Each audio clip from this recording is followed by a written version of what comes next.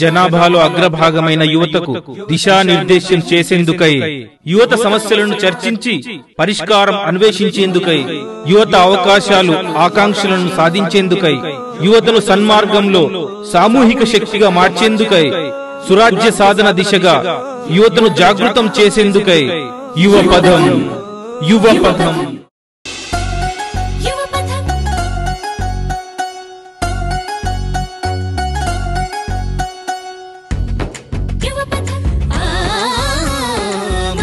సంబంధాలు మంట కలిసిపోతుంటే కళ్ళు మూసుకుంటున్న యువతి యువకుల్లారా, మనమే ఆ మానవులం, మనదంతా మనిషి కులం. మానవ సంబంధాలే మన గడకు బలం అన్నాడు కవిచలం.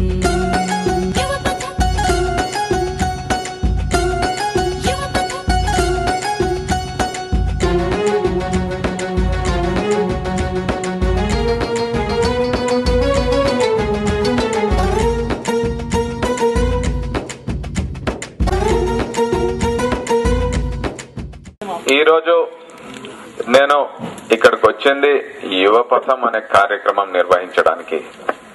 ఎందుకు అంటే, ప్రపంచంలో అన్ని దేశాల కంటే అతి పెద్ద జనాభా ఉండే దేశం, సెకండ్ లార్జెస్ట్, చైనా తర్వాత అతి పెద్ద జనాభా ఉండే దేశం మన దేశం. అయితే యువత 18 ఏళ్ల నుంచి 30 ఏళ్ల వయసు ఉండే వాళ్ళు మన దేశంలో, మన రాష్ట్రంలో 25% ఉన్నారు. అంత ఎక్కువ పర్సెంటేజ్ యువత ఉండే దేశం భారతదేశం. కాబట్టి యువ శక్తి అనేది ఒక శక్తి. ఎందుకంటే ఒక సమాజంలో అందరూ వృద్ధులున్నా, చిన్నపిల్లలున్నా వాళ్ళందరూ కూడా సమాజానికి కొద్దిగా భారమే. వాళ్లకు యువత ఎవరో కష్టపడి పనిచేస్తే వాళ్ళ జీవితాలు బాగుంటాయి. కాబట్టి ఆర్థికంగా మానవ వనరులు అనేది ఒక దేశ సంపద.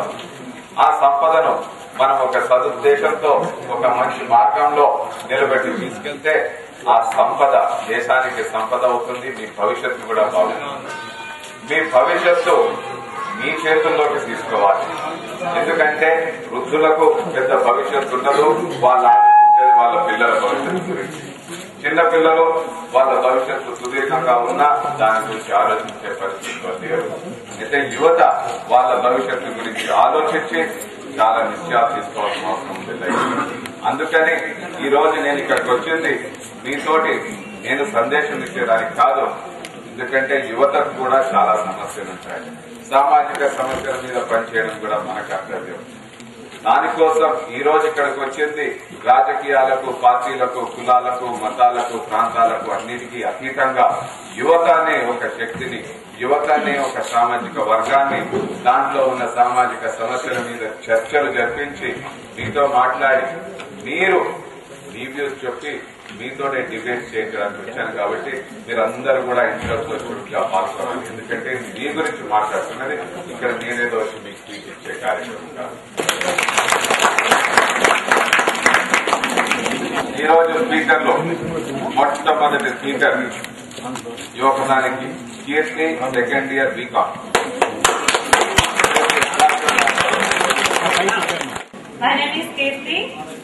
అమ్మాయిలు ఉంటారు కదా, మనం అమ్మాయిలు కదా, మనం ఎక్కడైనా బయటికి వెళ్ళాలంటే భయపడుతున్నాం. ఎందుకు ఒక్కరైనా ఆలోచించారా? స్వాతంత్రం వచ్చింది కానీ స్వేచ్ఛ ఉందా? స్వేచ్ఛ ఉందా అంటారు, కానీ అందరికీ ఉందా స్వేచ్ఛ? మనం కాలేజీకి వస్తున్నాము, అందరు అమ్మాయిలు కాలేజీకి వస్తున్నారా? వాళ్ళు అవేర్నెస్ లేదు. వాళ్ళు కాలేజీకి రావడానికే భయపడుతున్నారు. కనీసం బస్సులో ట్రావెల్ చేసి కాలేజీకి రావడానికి కూడా భయపడుతున్నారు. అలాంటి అమ్మాయిలు మనము మంచి ఉద్యోగాలు చేసి భవిష్యత్తులో స్థిరపడాలంటే ఏం చేయాలి? That is my question. Anybody to get answer? మీరు ఎవరన్నా కీర్తిని క్వశ్చన్ అడగాలనుకుంటే కమాన్. స్త్రీలు కూడా పురుషుల్లో సమానంగా వస్తున్నారు కదా, వాళ్ళు ఇప్పుడు స్త్రీలే తక్కువగా ఉన్నారని మీరు ఎలా చెప్తున్నారు? ఇప్పుడు ఇంట్లో అమ్మాయి అంటారు కదా, కొడుకు అయితే బాగా చదివేలా అనుకుంటారు, అమ్మాయి అయితే చాలా ఎమ్మ అంటారు. ఎందుకు? అతని కాదు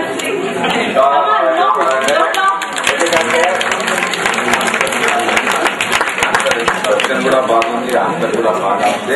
చదువుకొని ఉంటే ఇద్దరిని సమానంగా చూస్తారు.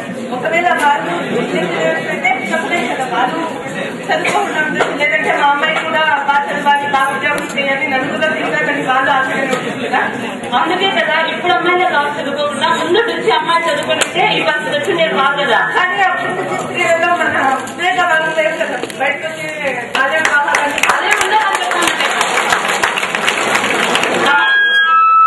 మీరు పాస్ అయిన తర్వాత మీరు ఇంకా ఉన్నత చదువులు వెళ్ళాలనుకున్న వాళ్ళు ఎంతమంది చేయొచ్చండి? అందరూ లేదు. మీరు చదవగానే ఉద్యోగాలు కావాలనుకునే వాళ్ళు ఎంతమంది?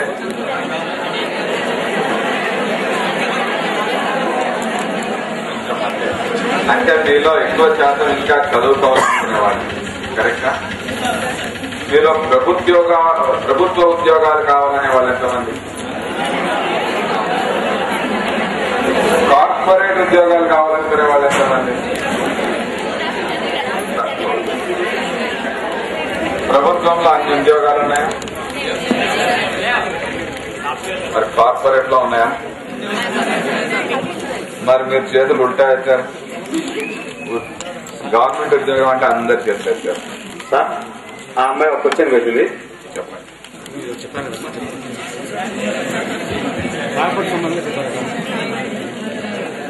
పరిశ్రమలను మనకు కావాల్సిన మనం అనుకున్న సహజ వనరులను ఉపయోగించుకొని పరిశ్రమల ద్వారా మనం కల్పించుకొస్తారు ఉద్యోగ అవకాశాలు.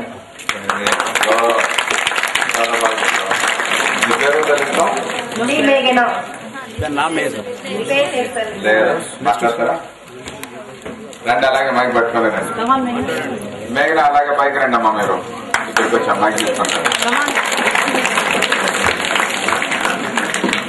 ఆడవాళ్లకు ఇప్పుడుండే సమాజంలో కూడా ఇంకా ప్రోత్సాహం లేదు, చదువులకు కానీ ఇంట్లో కానీ ఉద్యోగాలకు కానీ. మేఘన ఏమంటున్నారు? పరిశ్రమలు వస్తే మనందరికి ఉద్యోగాలు వస్తాయి. దీంతో మీరందరూ ఏకీభవిస్తారా?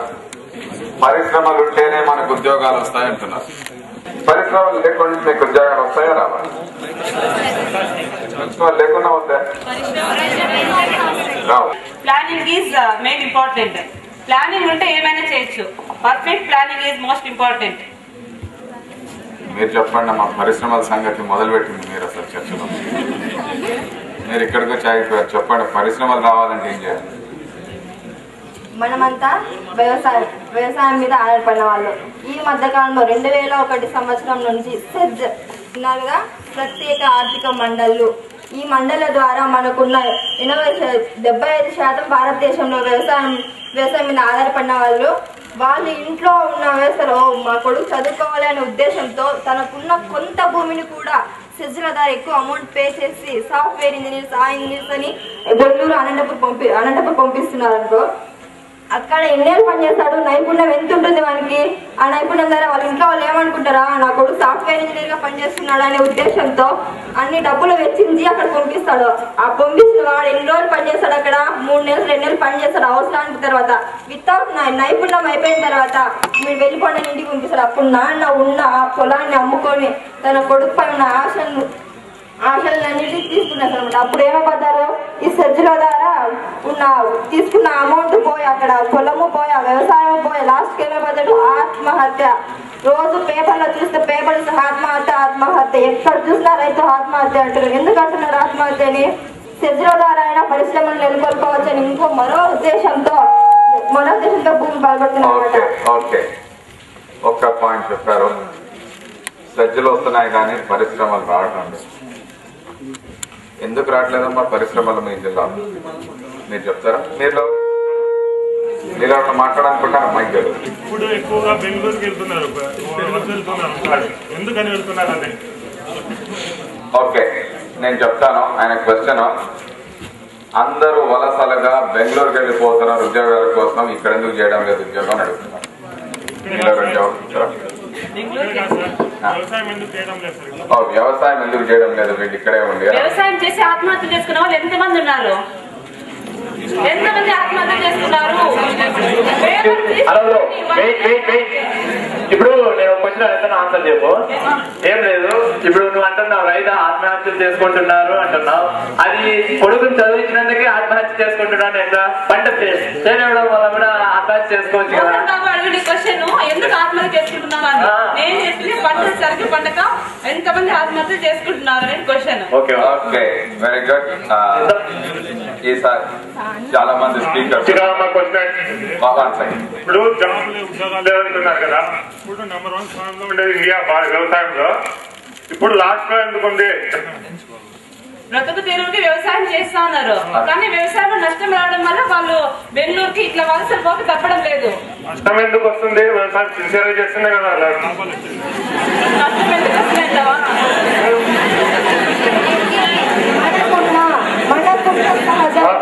సరైన రీతిలో ఉపయోగించుకోకపోవడం వల్ల నష్టపోతుంది. అదే విధంగా మేఘనా గారికి కూడా ఒక సర్టిఫికేట్ ఇస్తున్నాము.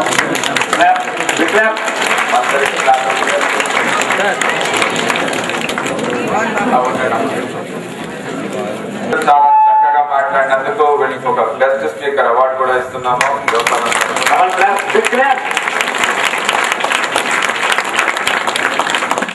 ఓకే